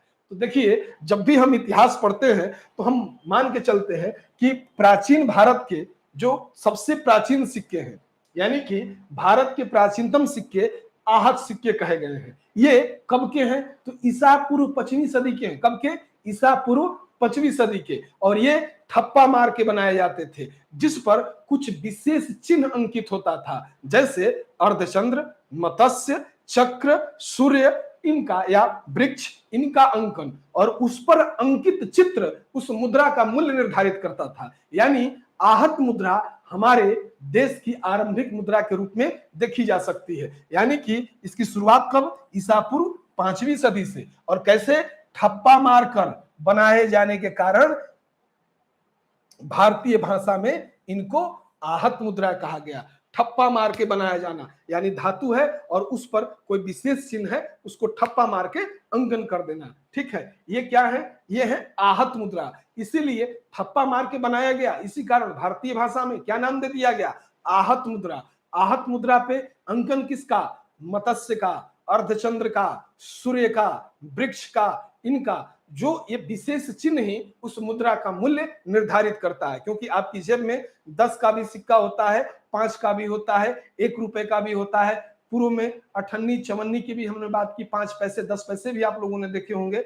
तो उन सभी सिक्कों को आपने ध्यान दिया होगा या देखा होगा, तो आपने देखा होगा कि उस पर कुछ विशेष चिन्ह और उसकी आकृति होती है जो उसके मूल्य का निर्धारण कर रही होती है आम जन को समझने के लिए।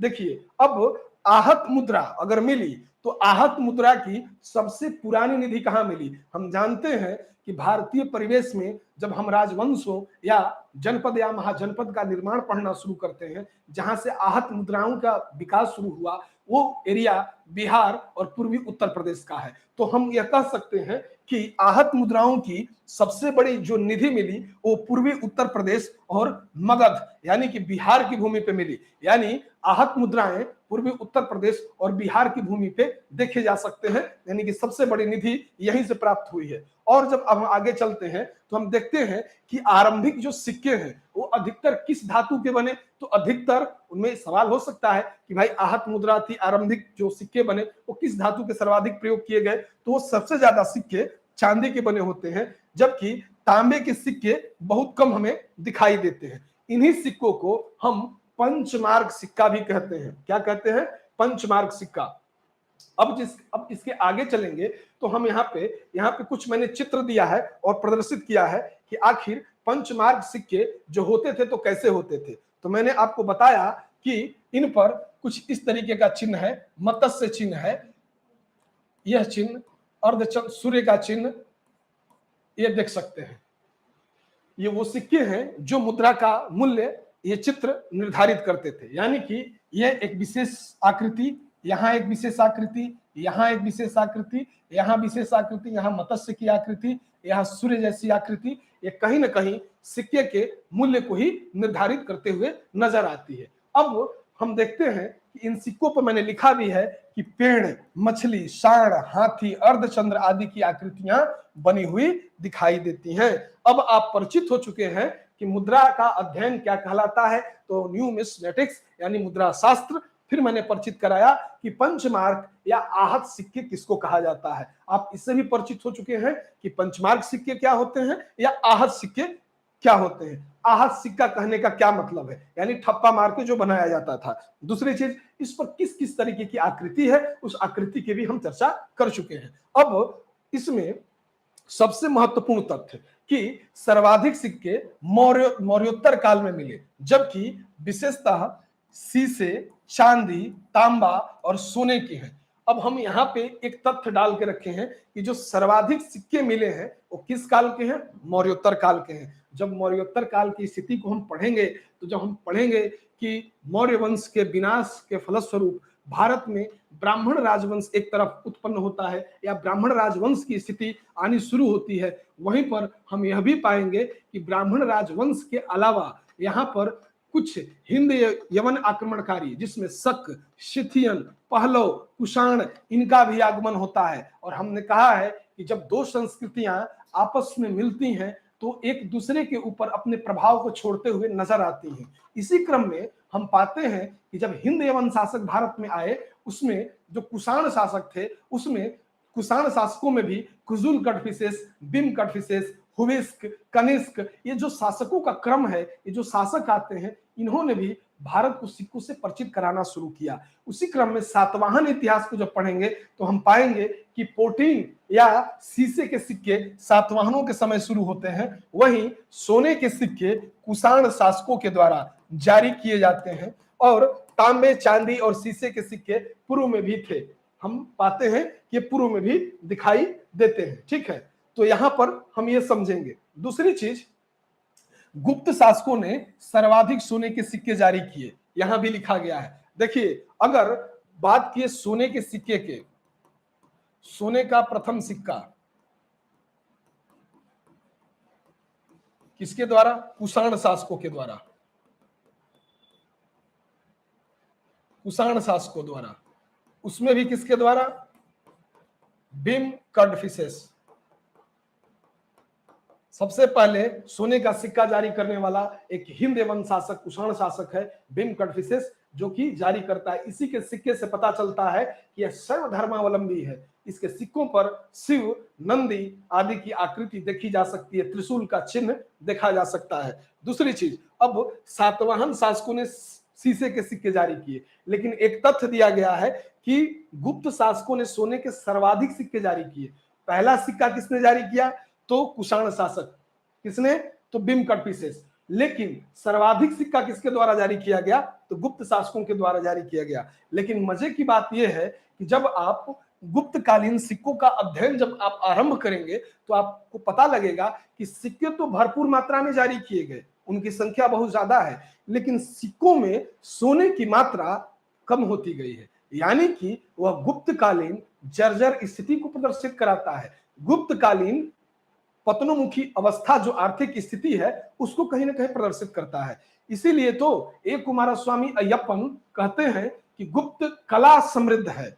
गुप्त कला को अगर देखें, उसका अवलोकन करें, तो हमें पता चलता है कि गुप्तों का काल स्वर्ण युग है, ना कि अर्थ के आधार पर, ना कि अन्य आधार पर। साहित्य में गुप्त काल स्वर्ण काल की तरह दिखाई देता है, क्योंकि वहां पर जब हम वहां भी पढ़ेंगे तो वहां भी कई कंट्राडिक्शन है। जैसे कि गुप्त साहित्य को जब पढ़ते हैं तो देखते हैं कि जो श्रेष्ठ संभ्रांत जन है उनकी भाषा संस्कृत है, जबकि जो आम जन है उनकी भाषा कैसी है, वो टूटी फूटी भाषा है, वो संस्कृत के रूप में नहीं है, बल्कि उसके सहायक भाषाओं के रूप में है। ठीक है, इसीलिए ए कुमारस्वामी अय्यप्पन ने कहा कि Gupta art is the flower of our established tradition, look like a medium for Sanskrit language for the establishment of thought and feelings. यानी कि गुप्ता आर्ट पे उन्होंने बल दिया, उस गुप्ता आर्ट को उन्होंने भारतीय इतिहास का स्वर्ण काल कहा, ना कि गुप्तों के आर्थिक स्थिति को। सर्वाधिक सोने के सिक्के जारी किए गए, लेकिन सोने की मात्रा दिनों दिन गिरती गई,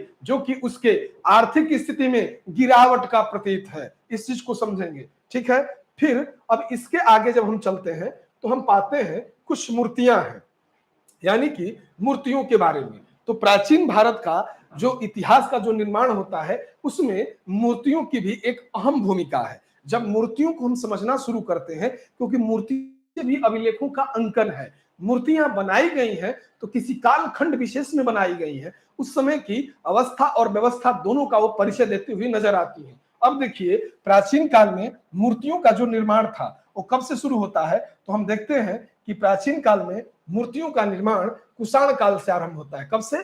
कुषाण काल से आरंभ होता है। तो कुषाण काल से मूर्तियों का आरंभ, कुषाण, गुप्त और गुप्तोत्तर काल में निर्मित मूर्तियों के विकास में जन सामान्य की धार्मिक भावनाओं का विशेष योगदान रहा। अब देखिए, जब कुषाण काल में मूर्ति आरंभ हुआ या मूर्ति की स्टार्टिंग हुई, तो यहाँ पर हमें दो कला दिखाई देती है। एक कला है गांधार शैली, गांधार शैली, और दूसरी शैली है मथुरा शैली। इसको देसी शैली बोलते हैं, देसी शैली भी कहा जाता है, और इसे विदेशी शैली कहते हैं, विदेशी शैली। ठीक है, यहां ध्यान दीजिएगा कि कुषाणों के समय जो मूर्ति निर्माण की दो पद्धति या दो शैली का आरंभ दिखाई देता है, एक मथुरा शैली, दूसरा गांधार शैली। मथुरा शैली को देसी शैली कहा गया, जबकि गांधार शैली को विदेशी शैली कहा गया। इसमें हम पाते हैं कि बुद्ध प्रथम व्यक्ति थे जो कि मूर्ति के रूप में बने और मूर्ति की पूजा की गई। जिस व्यक्ति की, वो सबसे पहला व्यक्ति बुद्ध थे।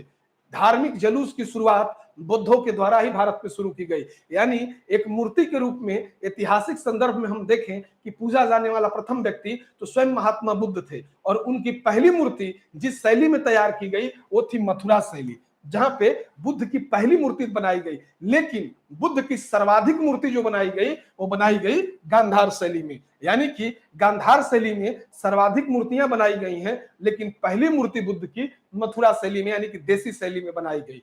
उसे गांधार शैली को विदेशी शैली इसलिए भी कहते हैं कि गांधार के इर्द गिर्द जो कला, जो मूर्ति कला प्रचलित हुई, उसमें यूनानियों का बड़ा योगदान था। यानी कि यूनानी जिस तरीके से अपने मूर्तियों का निर्माण करते थे, जिन सामग्रियों का उपयोग करते थे, हमने पाया कि गांधार में भी जो मूर्तियां बन रही थी उनमें इन मात्राओं का प्रयोग किया गया। इसलिए इसे विदेशी प्रभावयुक्त गांधार शैली कहा जाता है। वहीं मथुरा शैली देसी प्रभाव से युक्त थी। इसमें मूर्तियों में सर्वथा आकर्षण और जो काया जो अवरोहण होता है, जो उनकी कहते हैं कि मूर्तियों का जो ओज और तेज बनाया जाता है, उसका सर्वथा अभाव था। वो बड़ी शांत प्रकृति की बनाई गई है। वहीं गांधार शैली को जब डीपली पढ़ेंगे तो जानेंगे कि बुद्ध के वक्षस्थलों को या उनके मुखमंडल को या उनके आभा मंडल को एक देवतुल्य देने का प्रयास किया गया है। ठीक है, ये सारी चीजें हैं।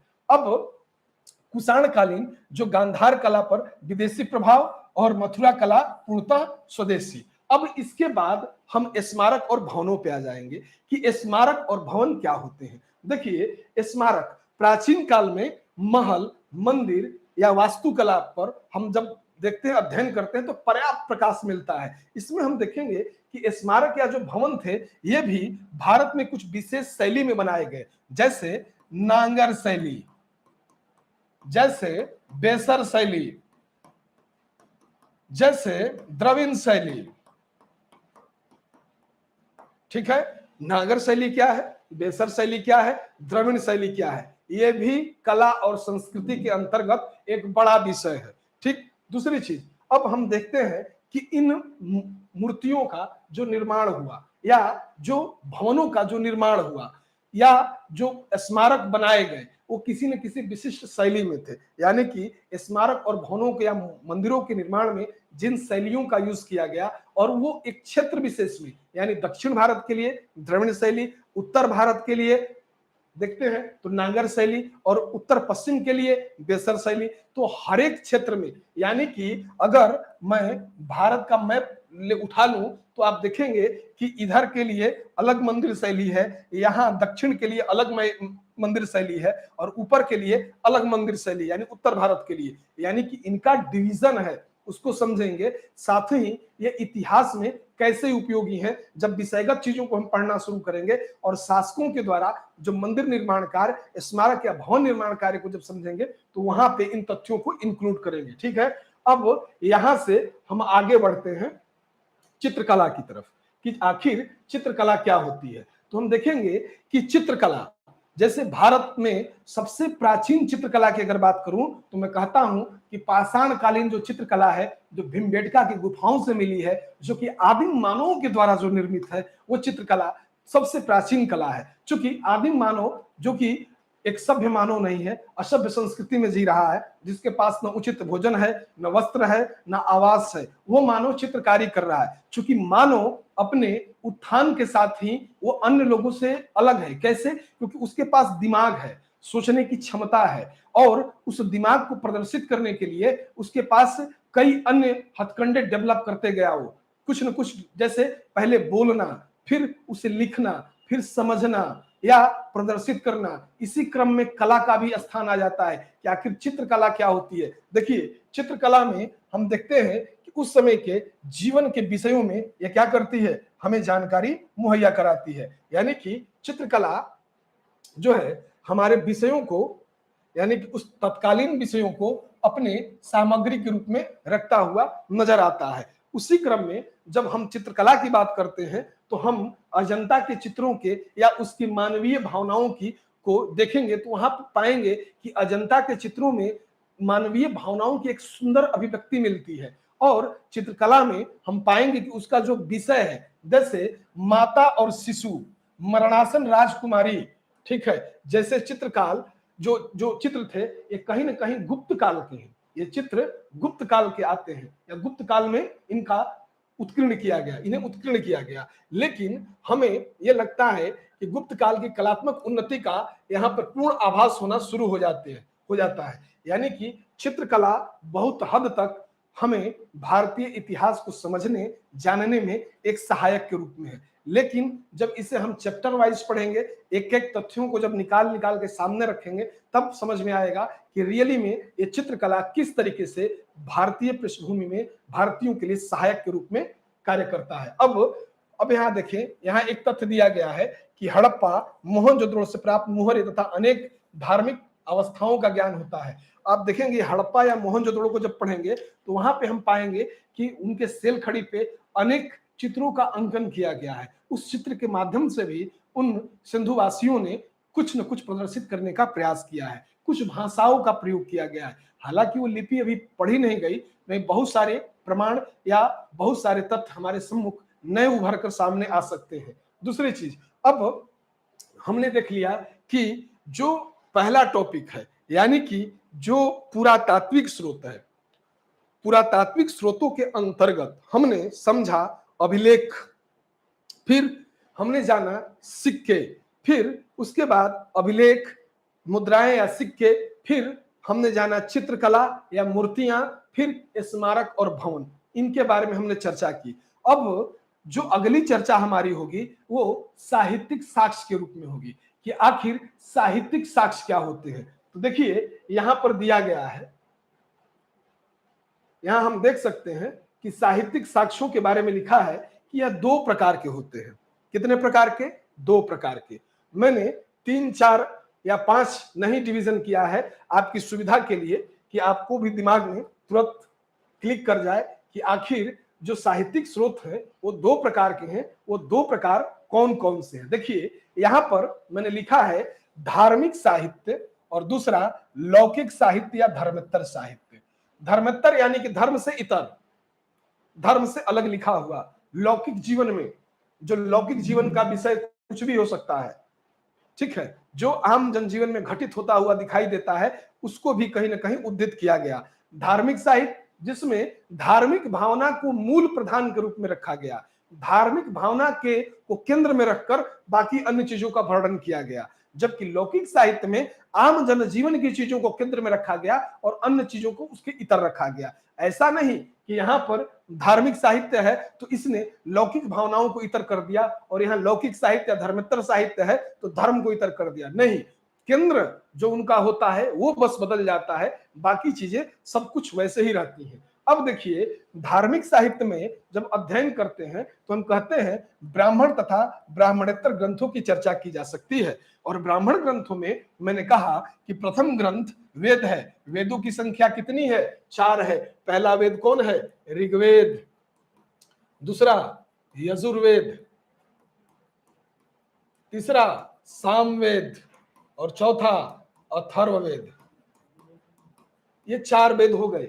4 वेदों की सहायता के लिए 4 उपवेद भी थे, गंधर्व वेद, शिल्प वेद, धनुर्वेद, आयुर्वेद। ये 4 उपवेद हैं जो वेदों की सहायता के लिए हैं। इन वेदों की सहायता के लिए 6 वेदांग भी हैं, उनकी भी चर्चा करेंगे। फिलहाल वेद, वेद के बाद उपनिषद, उपनिषद के बाद ये 2 बड़े महाकाव्य यानी रामायण और महाभारत, साथ ही पुराण जिनकी संख्या 18 बताई गई, 18 पुराण ग्रंथ, साथ ही स्मृति ग्रंथ जिसमें हम स्मृति ग्रंथों में तमाम स्मृति ग्रंथों को रख सकते हैं, ठीक है।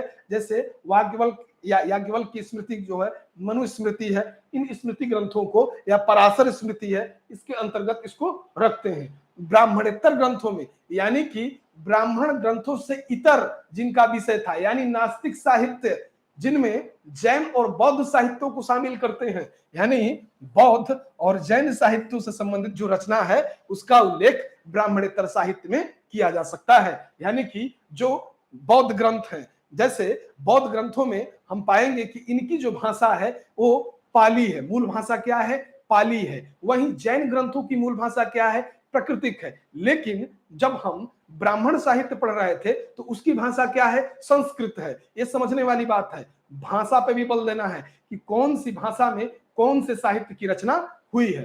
दूसरी चीज, अब ब्राह्मणेतर साहित्य में जब बौद्ध ग्रंथों को पढ़ते हैं, जैन साहित्य संबंधित चर्चा का उल्लेख यहाँ पे कर सकते हैं। यानी कि जैन ग्रंथ कौन कौन से हैं, बौद्ध ग्रंथ कौन कौन से हैं और उनके क्या अपने आयाम हैं। यानी कि हम समझना शुरू करेंगे कि इनका क्या महत्व है भारतीय इतिहास को पुष्ट करने में। आखिर इन्होंने तथ्यों के वो कौन से समारोह पिरोए जो कि इतिहास का एक अंकन होता है या एक सुव्यवस्थित अंकन में सहायता मिलती है। अब इसी प्रकार लौकिक साहित्य, ऐतिहासिक ग्रंथ, जीवनियां, कल्पना प्रधान या गल्प साहित्यों का भी वर्णन किया जा सकता है। यानी कि साहित्यिक साक्ष्य जो है इसका विषय काफी बड़ा है। अब जब हम इसको कर लेते हैं तो हम आगे बढ़ते हैं, यानी कि डिटेल में समझना शुरू करते हैं कि आखिर जो ब्राह्मण साहित्य है वो रियल में है क्या।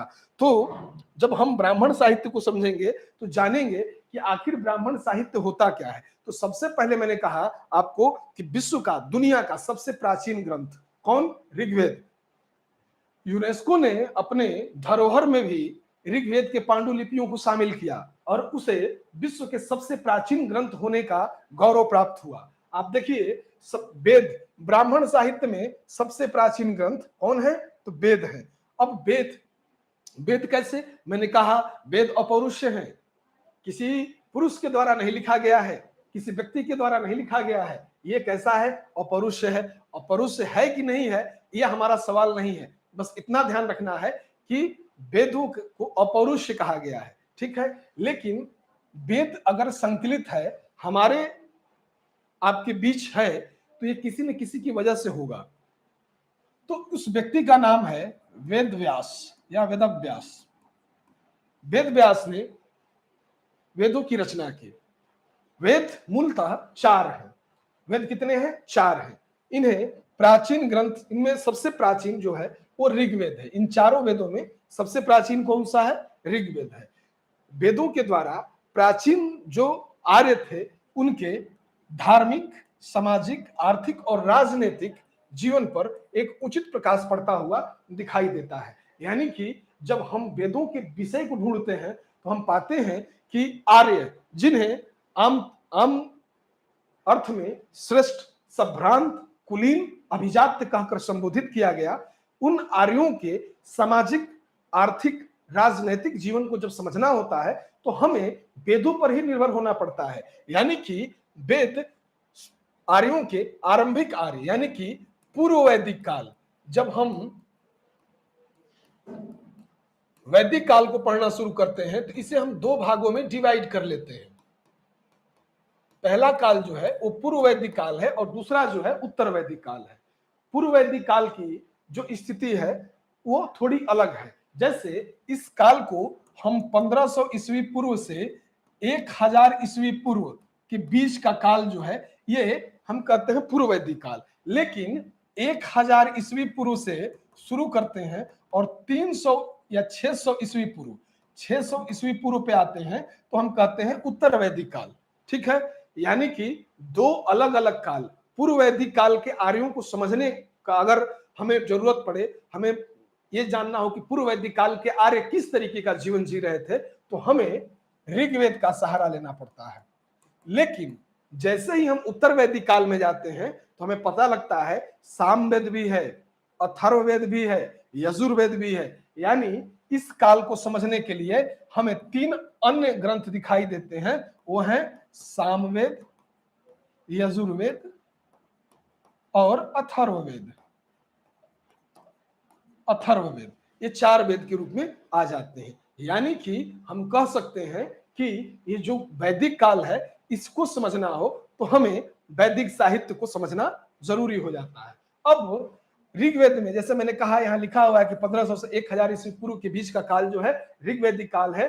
ऋग का अर्थ होता है छंदों और चरणों से युक्त मंत्र। ठीक है, क्योंकि ऋग्वेद एक संकलन है किसका? छंदों और मंत्रों का। इसमें 10 मंडल हैं और हर एक मंडल किसी न किसी ऋषि से परिवार से जुड़ा हुआ है और वो कुछ न कुछ कहता है। जैसे पहला मंडल, दूसरा मंडल, तीसरा मंडल, चौथा मंडल। तो आपसे सवाल हो सकता है कि गायत्री मंत्र का पहला प्रयोग, जैसे हमने पढ़ा है गायत्री मंत्र, उसका प्रयोग सबसे पहले किस वेद के किस मंडल में आता है, या कृषि कर्मणा या कृषि क्रिया का उल्लेख किस मंडल में आता है, किस ऋषि से जुड़ा हुआ है। तो वहां पे हम समझने का प्रयास करेंगे कि आखिर ग्रीष्मद कौन है, वामदेव कौन है, अत्रि कौन है, वशिष्ठ कौन है, विश्वामित्र कौन है। यानी कि उनको भी हम समझने का प्रयास करेंगे। अब एक चीज देखिएगा, यहां लिखा गया है कि एक ऐसा ज्ञान है जो ऋचा का एक ऐसा ज्ञान है जो ऋचाओं से बद्ध है और उसे ऋग्वेद कहा गया है। ऋचा बद्ध ज्ञान, ऋचा बद्ध ज्ञान होने के कारण इसे क्या कहा गया? ऋग्वेद कहा गया।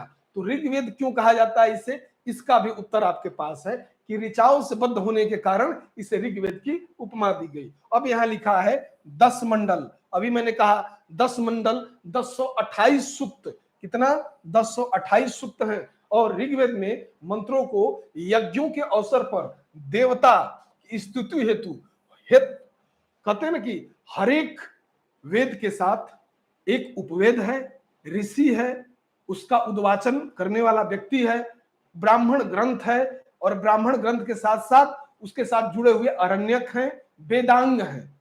यानी कि वेद पहले मूल है, क्लासिकल है। वो आम जो जन है उनको समझ में नहीं आ सकता। उसको समझने के लिए आपको उतना क्लासिकल नॉलेज लेना पड़ता है। लेकिन आम जन को समझ में आ जाए, आम जन की जरूरतों को पूरा कर दे, या वेदों की बात आम जन तक पहुंच सके, इसके लिए वेदों को सरलीकृत किया गया। सरलीकृत करने के क्रम में हम पाते हैं कि वेद ब्राह्मण ग्रंथों में, ब्राह्मण ग्रंथ आरण्यकों में, वेदांगों में विभाजित दिखाई देते हैं, यानी कि बटे हुए दिखाई देते हैं। अब ऋग्वेद में एक चीज है कि इसका पहला और 10वां मंडल ये सबसे लास्ट में जोड़ा गया, यानी सबसे नवीन है। लेकिन ऋग्वेद का 2 से लेके 8 मंडल तक ये सबसे प्राचीन है, यानी प्राचीन मंडल के रूप में जानते हैं। ऋग्वेद का प्राचीन मंडल यानी 10 मंडल, 10 मंडल में 2 से 8 तक सबसे प्राचीन, और 1 और 10 को सबसे नवीन मंडल के रूप में स्वीकृति मिली है। यानी कि ऋग्वेद को जब हम समझते हैं तो हम पाते हैं कि 10 मंडल से युक्त 1028 सूक्तों से युक्त यह मंत्र है, जो कि पूर्व वैदिक कालीन आर्यों के इतिहास को समझाने में या समझने में क्या महत्वपूर्ण भूमिका को अदा करता है। ठीक है, अब जब इससे आगे बढ़ते हैं तो हमें कुछ अन्य चीजें भी मिलती हैं। जैसे मैंने कहा कि इनके साथ जुड़े हुए ब्राह्मण ग्रंथ हैं। ठीक है, तो यहां पर एक तथ्य दिया गया है, आप लोगों को ध्यान होगा कि ऋग्वेद के 2 ब्राह्मण ग्रंथ हैं, ऐत्रेय और कौस्तुकी। देखिए, इसको बड़ा ही सरल करने के लिए हम यह कह सकते हैं एको, ऋग्वेद से जुड़ता है एको। एको मतलब ए फॉर ऐत्रेय और को फॉर कौस्तुकी, एको। तो एको का संबंध यानी कि वो ब्राह्मण ग्रंथ कौन सा है जो ऋग्वेद से जुड़ता है, ऐत्रेय और कौस्तुकी। फिर अब यजुर्वेद का, तो यजुर्वेद का अर्थ ही होता है यज्ञ। क्या होता है इसका अर्थ? यज्ञ। और इसमें यज्ञ के नियम, विधि, विधान, अनुष्ठान का इसमें संकलन मिलता है कि यज्ञ के अवसर पर क्या उसका विधि क्या होना चाहिए, विधान क्या होना चाहिए, और विधि विधानों का जो एक संपूर्ण संकलन है वो एक इस ग्रंथ में डाल दिया गया। किसमें? यजुर्वेद में। दूसरी चीज, यजुर्वेद का जो मंत्र उच्चारण करने वाला है वो कौन है? वो ब्राह्मण अधर्वयु कहलाता है। जैसे ऋग्वेद का उच्चारण करने वाला क्या था? होत्र या होता था। उसी तरीके से यजुर्वेद का जो उच्चारण करता है उसे क्या कहते हैं? अधर्वयु कहते हैं। यानी कि वो अधर्वयु ब्राह्मण होगा जो यजुर्वेद का उच्चारण करेगा। साथ ही यजुर्वेद को दो भागों में बांट दिया गया। बांटा क्या गया? एक शुक्ल यजुर्वेद और दूसरा कृष्ण यजुर्वेद। शुक्ल यजुर्वेद को ही एक अन्य नाम से जानते हैं, उसे कहते हैं वाजस्नेही संहिता। क्या कहते हैं? वाजस्नेही संहिता। शुक्ल यजुर्वेद को वाजस्नेही संहिता के नाम से भी जानते हैं। आपसे सवाल आयोग यह कर सकता है कि वाजस्नेही संहिता का संबंध किस वेद से है? तो आपको ध्यान होना चाहिए कि यजुर्वेद से है, क्योंकि शुक्ल यजुर्वेद को ही वाजस्नेही संहिता कहा जाता है। ध्यान रखिएगा। अब इसमें हम देखते हैं कि यजुर्वेद में जैसे एक विशेष चीज की प्रधानता है। मैंने कहा यहां पर कि यज्ञों के नियम, विधि विधानों का संकलन। जाहिर सी बात है कि इसका जो विषय रहा होगा वो कर्मकांड प्रधान रहा होगा। कैसा? यजुर्वेद का जो विषय है कर्मकांड प्रधान है। कर्मकांड यानी कि यज्ञ के अवसर पर किसकी बलि दी जानी चाहिए, किस चीज की हरवी दी जानी चाहिए, इन सब चीजों का वर्णन यहाँ पे दिखाई देता है। साथ ही हम पाते हैं कि यजुर्वेद 5 शाखाओं में विभक्त है, 5 शाखाओं में बांट दिया गया। काठक, कपिष्ठल, मैत्राणी और अंत में तैत्तिरीय और वाजस्नेयी। यानी कि काठक, कपिष्ठल, मैत्राणी, तैत्तिरीय और वाजस्नेयी, इन 5 भागों में यजुर्वेद को बांटा गया है। जैसे ऋग्वेद को 10 मंडल में बांटा गया है, उसी तरीके से यजुर्वेद को 5 भागों में बांटा गया है। ये 5 भाग कौन कौन है? तो मैंने कहा काठक, कपिष्ठल, मैत्राणी, तैत्तिरीय और वाजस्नेयी, यानी कि ये 5 भागों में बांट दिए गए। अब जब इससे आगे बढ़ेंगे तो हमें पता चलेगा कि यजुर्वेद के कुछ उपनिषद भी हैं, उपनिषद ग्रंथ भी इसके मौजूद हैं। इसमें कठ ईशोपनिषद, श्वेताश्वर उपनिषद, मैत्राणी उपनिषद, इनका स्थान आता है। किनका किनका? कठ, ईशोपनिषद, मैत्राणी, श्वेताश्वर, इनका स्थान आता है। इस वेद की सबसे अच्छी बात यह है कि यह एकमात्र वेद है जो गद्य और पद्य दोनों में है। तो ये बहुत ज्यादा इंपॉर्टेंट हो जाता है कि यह वेद गद्य और पद्य दोनों में लिखा गया है। इस चीज का ध्यान रखिएगा, यानी कि गद्य और पद्य दोनों में ही इसकी रचना है। अब अगला वेद आता है सामवेद। साम का शाब्दिक अर्थ ही होता है गान। आपने सुना होगा कि भारतीय संगीत का जो मूल है वो सामवेद है। इसको जो गायन करने वाला ब्राह्मण है उसे उद्गाता कहा गया। हालांकि सामवेद का संबंध उत्तर वैदिक काल से है, फिर भी उद्गाता, इसके गायन करने वाले या इसका पाठ करने वाले ब्राह्मण उद्गाता कहे गए। सामवेद ही भारतीय संगीत का मूल है, यानी यहीं से सा रे गा मा पा धा नी सा जो संगीत का आप मूल देखते हैं वो इसी वेद से उद्धित है। यानी कि यह एक ऐसा वेद है जो कि यज्ञों के अवसर पर गाए जाने वाले मंत्रों का संग्रह करता है, और यह एक भारतीय संगीत के मूल के रूप में जाना जाता है। यानी भारतीय संगीत का मूल अगर पूछा जाए कि कौन सा ग्रंथ है तो आपको ध्यान होना चाहिए कि भारतीय संगीत का मूल सामवेद है। ठीक है, और ये कैसा है? तो हमने कहा कि सामवेद यज्ञों के अवसर पे गाए जाने वाले मंत्रों का संग्रह है। इसका ध्यान रखेंगे। सामवेद में सबसे ज्यादा किस देवता की स्तुति है? तो सूर्य देवता के लिए स्तुति की गई है। ऋग्वेद में किस देवता की सर्वाधिक स्तुति है? तो इंद्र की स्तुति है। ध्यान रखिएगा, वो मैं लास्ट में बताऊंगा आप लोगों को, पहले इसको परिचित कराता चलता हूं। अब इसके आगे जब हम पढ़ते हैं तो हम पाते हैं कि सामवेद के कुछ प्रमुख उपनिषद भी हैं।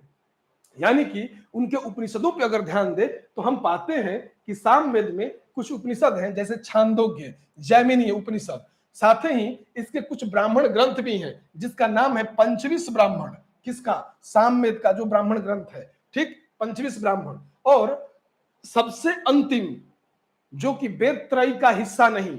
वेद त्रयी, अब ध्यान रखिएगा कि वेद त्रयी में क्या होता है। वेद त्रयी में ऋग्वेद, सामवेद और अथर्ववेद को शामिल, यजुर्वेद को शामिल करते हैं। ध्यान रखिएगा, यजुर्वेद, ऋग्वेद, सामवेद और यजुर्वेद, इनको ही शामिल करते हैं। कभी भी हम वेद त्रयी में अथर्ववेद को शामिल नहीं करते हैं। अथर्ववेद को क्यों नहीं शामिल करते हैं वेद त्रयी में? तो ये इसका जो विषय है, जादू टोना, तंत्र मंत्र, ताबीज, ये बाह्य दुनिया जो कहते हैं, भूत प्रेत, आडंबर, औषधि, ये इसका विषय है। इसका विषय पूर्णतः लौकिक है। लौकिक होने के कारण ये वेद त्रयी का हिस्सा नहीं बन पाया। जबकि वेद त्रयी में देखेंगे ऋग्वेद, यजुर्वेद और सामवेद, ये वेद त्रयी में आते हैं, जबकि अथर्ववेद वेद त्रयी में नहीं आता है। अब आगे बढ़ते हैं। अथर्ववेद, इसकी रचना सबसे अंत में हुई। इसमें 731 सूक्त हैं। कितने? 731 सूक्त हैं, 20 अध्याय हैं और 6000 मंत्र हैं। इसमें आर्य और अनार्य विचारों की महत्ता है। इसमें आर्य और अनार्य विचारधाराओं का समन्वय मिलता है। पहली बार इसमें मिलता है 5 आर्य और 5 अनार्यों का जिक्र। इसमें आप पढ़ेंगे कि कौन है अनिल, पक्त, भलानस, शिवी, विसाड़िन, ये कौन है, ठीक है। उसी तरीके से अनार्य कौन है, ठीक है, उनके बारे में, आर्यों और अनार्यों के मध्य जो होने वाला संघर्ष है उसके बारे में चर्चा मिलती है। अब आगे बढ़ेंगे तो हम देखेंगे अथर्ववेद को ब्रह्मवेद भी कहा गया और इसके उद्वाचन करने वाले ब्राह्मण को ब्रह्मा कहा गया। ब्रह्मा जो समस्त यज्ञों का निरीक्षण करता है और अथर्ववेद से जुड़ा हुआ ब्राह्मण है। वहीं इसमें ब्रह्म ज्ञान, धर्म, सामाजिक निष्ठा, औषधि प्रयोग, रोग निवारण, मंत्र, जादू टोना आदि अनेक विषयों का वर्णन मिलता है। यानी कि मैंने कहा ही कि वेद त्रयी क्यों नहीं, तो उसका विषय है जादू टोना, तंत्र मंत्र, रोग निवारण, औषधि प्रयोग, समाज निष्ठा, धर्म, ब्रह्म ज्ञान, ये सारे विषय हैं, इसलिए वेद त्रयी का हिस्सा नहीं है। ध्यान रखिएगा। फिर आगे अथर्ववेद एकमात्र इसका कोई ब्राह्मण ग्रंथ है, उसको कहते हैं गोपथ ब्राह्मण। इसमें उपनिषदों की मुख्य जो भूमिका है वो, या मुख्य उपनिषद जो इससे जुड़े हुए हैं, उसमें मुंडकोपनिषद, प्रश्नोपनिषद और मांडुक्योपनिषद, यानी कि मुंडक, मांडुक्य और प्रश्न, ये 3 उपनिषद अथर्ववेद से जुड़ते हैं। ठीक है। अब इसके आगे का जो क्लास होगा, यानी कि वेदों के बाद हम शिफ्ट हो जाएंगे ब्राह्मण ग्रंथों पे, आरण्यकों पे या उपनिषदों पे, या इसको पुरातात्विक स्रोत के बाद जो साहित्यिक स्रोत में हम प्रवेश किए हैं, हम आगे की कक्षा में साहित्यिक स्रोतों के अन्य बिंदुओं की चर्चा करेंगे। ठीक है। बहुत बहुत धन्यवाद। मुझे आशा नहीं, पूर्ण विश्वास है कि आपको मेरी कही गई बात समझ में आ रही होगी। फिर भी अगर आपको कोई कठिनाई होती है तो आप हमारे संस्थान से सीधा संपर्क कर सकते हैं, और जो चीजें आपको लग रहा है कि समझ में नहीं आ रही हैं या थोड़ी वहां और विवेक की आवश्यकता है, तो प्रयास किया जाएगा आपके साथ। बहुत बहुत धन्यवाद।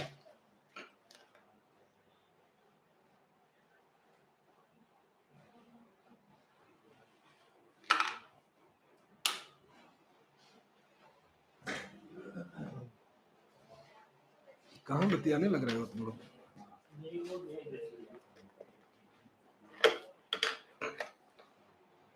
प्राइवेट है ना।